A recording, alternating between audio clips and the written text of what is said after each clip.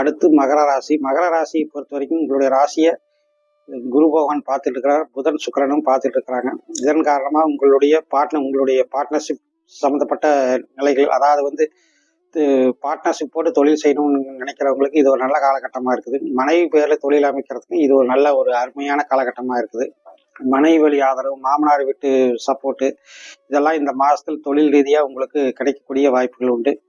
சிலருக்கு மாமனார் வழி சொத்து பத்துகள் வர்றதுக்கும் சந்தர்ப்பங்கள் அமையும். உங்களுடைய மனைவி வழியில் இருக்கக்கூடியவங்களுக்கு சுபகாரியங்கள் நடக்கிறதுக்கான வாய்ப்புகளும் இருக்குது. 3ல் சனி, உங்களுடைய ராசி அதிபதி 3ல் சனி குரு பார்வையில் இருக்கிற காரணத்தினால் நிறைய சுப செலவுகள் உண்டு.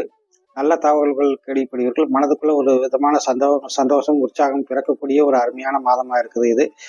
5ல் செவ்வாய் இருக்கிறது கொஞ்சம் சற்று எதிலுமே அப்பப்போ உணர்ச்சி வசப்படுறது, கோவப்படுறது, இது மாதிரியான சந்தர்ப்பங்கள் அமையும். ஆனாலும் கூட உங்களுக்கு குருவினுடைய பார்வை உங்களுடைய ராசியை பார்க்குற காரணத்தினால் பெரிதாக பாதிப்பு எதுவும் ஏற்படாது.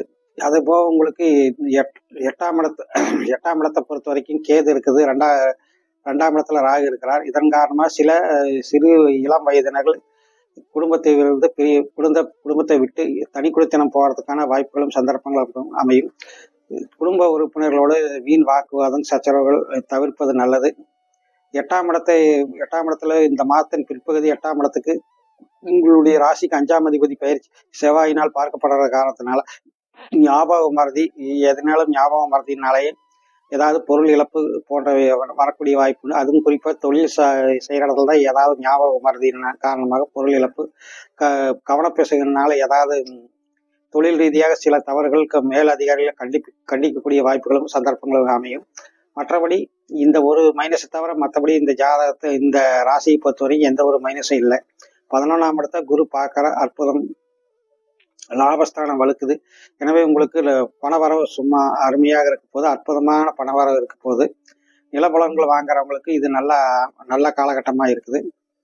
இது போக உங்களுக்கு புரோக்கரேஜ், வக்கீல் மாதிரியான தொழில் இருக்கிறவங்களுக்கு இது ஒரு புதிய வாடிக்கையாளர் வர்றதுக்காகவும் நல்ல காலகட்டமாக இது இருக்குது. மற்றபடி இந்த மாதத்தில் பணவரவு அற்புதமாக இருக்குது. உங்களுடைய மனநலம், உடல்நலம் நன்றுமே ரொம்ப சிறப்பாக இருக்குது.